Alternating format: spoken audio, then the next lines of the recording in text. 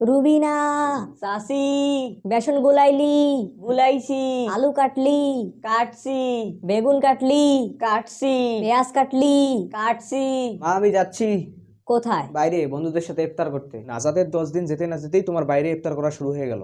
আজ হবে না, কাল যেও। কাল তো কলেজ ফ্রেন্ডদের সাথে ইফতার, পরশু ক্লাসমেটদের সাথে ইফতার, তরশু?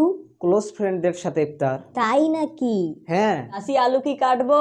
কম করে কাট। তারপর তারপর গ্রুপের সাথে ইফতার, তারপর ক্লোজ গ্রুপের সাথে ইফতার, হ্যাঁ, সিনিয়র জুনিয়র ইফতার, হ্যাঁ, জুনিয়র সিনিয়র ইফতার, হ্যাঁ, আবার শুধু জুনিয়রের সাথে ইফতার, হ্যাঁ, শুধু সিনিয়রের সাথে ইফতার, বেস্ট ফ্রেন্ডের সাথে ইফতার, বেস্ট ফ্রেন্ডের কমন ফ্রেন্ডের সাথে ইফতার, কমন ফ্রেন্ডের কমন ফ্রেন্ডের সাথে ইফতার। তারপর আবার আরো আছে তো, আমাদের সংগঠনের কথা তো ভুলেই গেছি। বিশাল টাইম শিডিউল। হ্যাঁ, কিন্তু বাদ গেল নাকি সেটাই ভাবতেছি। আমি এত ইফতার কার জন্য বানাচ্ছি গো?